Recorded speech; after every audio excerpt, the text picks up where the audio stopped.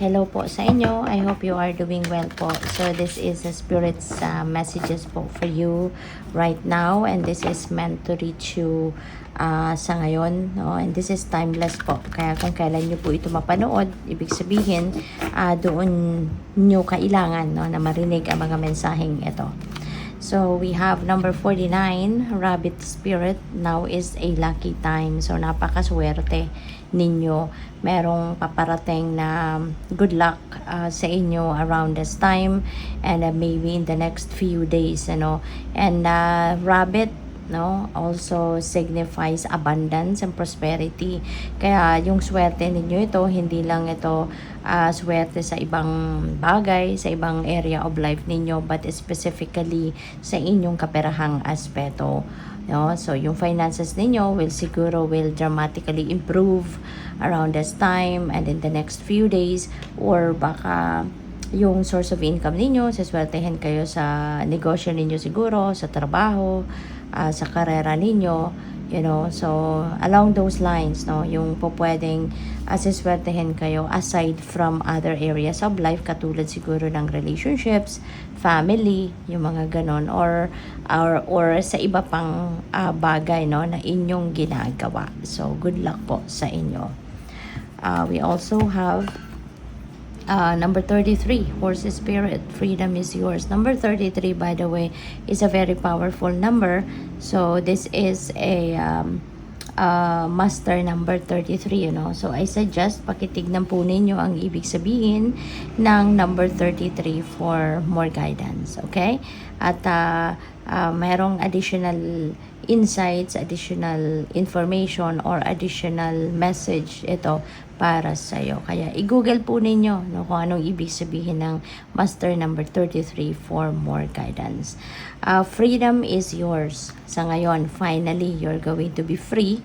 Po pwedeng financial freedom ito, no? Since meron tayong rabbit spirit, this is your lucky time as well. So po pwedeng sa ngayon, finally, talaga magkakaroon kayo ng mga magagandang biyaya, no, na dadating dito in terms of money. Kaya po pwedeng financial freedom will be yours sa ngayon. And aside from that, siguro ano din ito no, baka in the past, no, baka pinapatakbo ng ibang tao yung buhay ninyo. Maybe dinidiktahan lang kayo ng kung sino man dito kung ano ang mga kung paano ninyo inanavigate yung buhay ninyo. So po pwedeng ganun ang sitwasyon dito for some of you. Pero ngayon, maybe maglalakas ka na ng loob ngayon na bawiin yung inyong kapangyarihan over yourself. Maglalakas ka na ng loob, no, at bawiin kumbaga yung power mo over yourself. So ngayon, so maybe you will be starting to choose life in your own terms. Maybe you're going to start to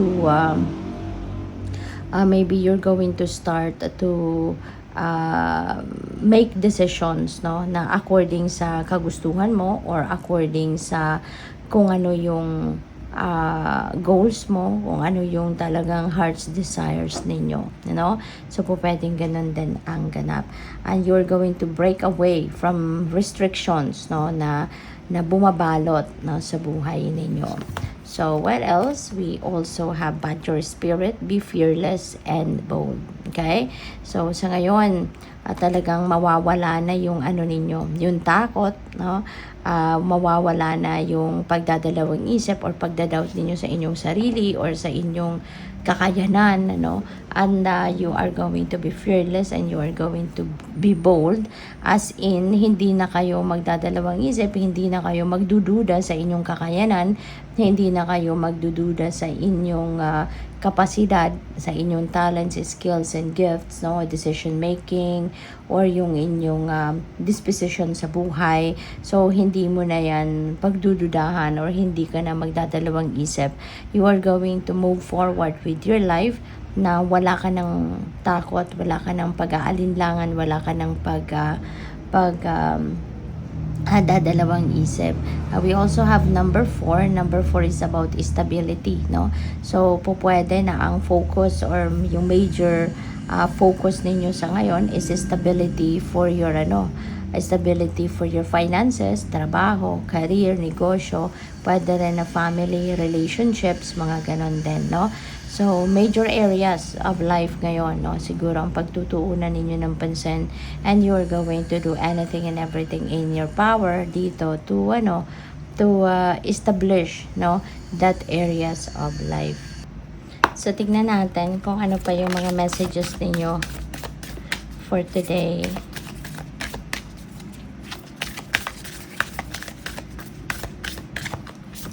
So, we have the energy of the peacock. Let yourself stand out and be noticed. Ayan. So, na kayo ngayon. You're going to show off what you've got.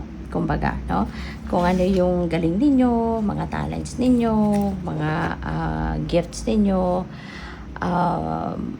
yung beauty ninyo from the inside and out, no? You are really going to show that off sa ngayon. Ilalabas mo na yan, no? At hindi ka na mahihiya, hindi ka na magdadalawang isip, you're not going to play small anymore. You're going to be very confident about yourself na sa ngayon, which is really good. We have cheetah. Get clear on your intention, stay focused, and move quickly to achieve your goal. Ayan. So, dapat talaga before you take action, diba? Kung ano man yung goal niyo, dapat certain kayo about that. No? Dapat sigurado na kayo na pag-isipan nyo na what do you really want in your life? What do you really want to manifest in your life? What do you really want to be? Or what do you really want to achieve? Diba? Para nang sa gayon, pag magsimula kayo mag-take action, alam ninyo kung anong gagawin ninyo. Alam ninyo makakapagplano kayo and on how you're going to navigate your journey para marating ninyo kung ano ang goal ninyo. At kapag kayo'y nakapagplano, kapag kayo'y sigurado kung ano yung gusto mong marating, di syempre mas mabilis, no, yung pag-take action mo, mas mabilis yung paggagawa mo ng action because certain ka. Diba? Alam mo, sigurado ka kung anong gusto mong marating. Kaya yung mga steps na gagawin mo, so sigurado ka na for every step, diba, na titaken mo. Kaya yung importante na you need to be clear, no? Kung ano yung outcome na gusto mo or ano yung sitwasyon na gusto mo or ano yung goal mo. So, final message ninyo, Ladybug. And this is a time of good fortune. Wow. And abundance. So, be willing to receive all good things in your life. Napakaswerte ninyo talaga. Sa ngayon, diba, nagsimula tayo ng reading with the Rabbit Spirit, which says na now is your lucky time. Tapos nag-e-end tayo with the Ladybug, no? Na this is also good fortune. So, talagang parang siksik-liglig umaapaw ang paparating na swerte sa inyo. Good fortune, abundance, no? So, you're really going to be very abundant and prosperous at masagana kayo sa iba't ibang bagay. And importante na lang na maging willing ka, di ba? Na i-receive, no? Ang lahat ng mga magagandang bagay na to, magagandang pangyayaring ito, be ready to receive that, no? Kasi yan ay paparating.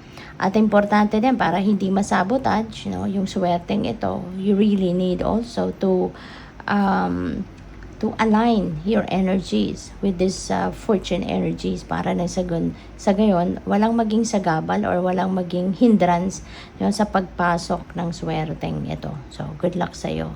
Thank you for watching. Love and light. Namaste.